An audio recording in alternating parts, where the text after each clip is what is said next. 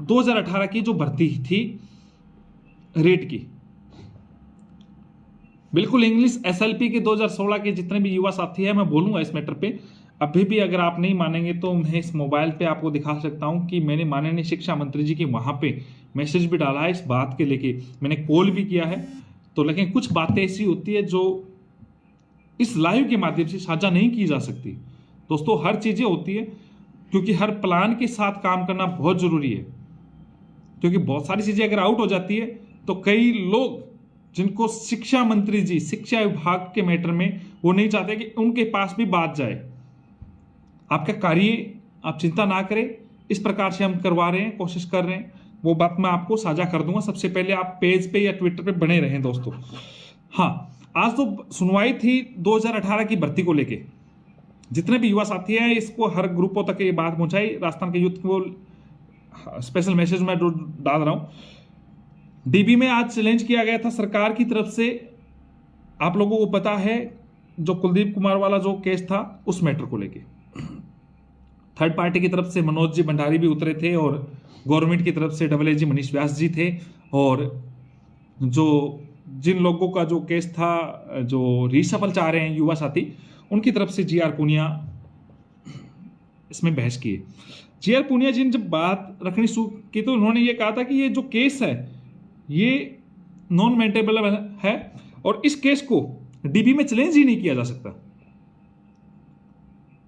इस बात में जज साहब भी एग्री दिखे, और उन्होंने एक बात और भी कही थी कि ये जो केस है 2018 का, इसमें कोई भी जज अकॉर्डिंग टू आर्टिकल 215 और अकॉर्डिंग टू आर्टिकल 226 अपने फैसले की जो ऑर्डर कर रखा है उसकी व्याख्या कर सकता है, उसमें परिवर्तन कर सकता है। अगर उसके जो फैसले में कोई भी सही तरीके से उस फैसले का मिसयूज हो रहा है तो उस फैसले को परिवर्तन कर सकता है, उसकी व्याख्या रूप में उसका परिवर्तन कर सकता है, उसको स्पष्टीकरण कर सकता है, उसको राइट है इस चीज का, इसका अकॉर्डिंग टू आवर कॉन्स्टिट्यूशन। और उसने स्पष्ट तौर से उनका जो खास तौर से जो था क्या नाम है ऑर्डर था उसको बारे में भी उसकी व्याख्या भी की और उन्होंने उसका बात भी रखी। इस पे जज साहब सहमत दिखे,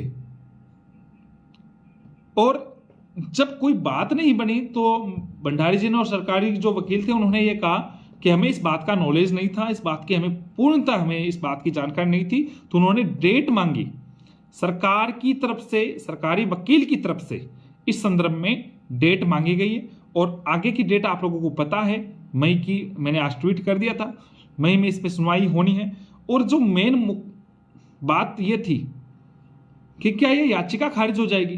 दोस्तों ये याचिका जो डीबी में थी इससे किसी का लाभ, कई लोगों को ये लगता है कि हम बाहर हो जाएंगे, हमें नुकसान हो जाएगा। मेरे दोस्तों आप लोगों को किसी को भी नुकसान नहीं होने दूंगा। मैंने आपको पहले भी कहा था आप मेरे पास आए, कई लोग मानसिक रूप से भी परेशान हो रहे इस मैटर को लेके कि कब नियुक्तियां होंगी, हमारा सिलेक्शन हो चुका है।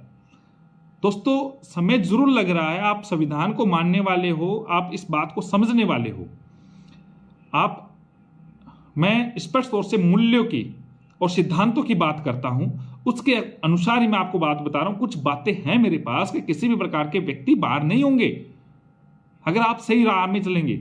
और जो व्यक्ति आपको गुमराह कर रहे हैं, जो कई बार कहते हैं हम ये कर देंगे वो कर देंगे, तो इस प्रकार होना नहीं। स्टे मांगा गया था, आज भी मांगा था, जो स्टे था उस पर स्टे मांगा गया था, सिंगल बेंच के तो आदेश पे स्टे मांगा गया था।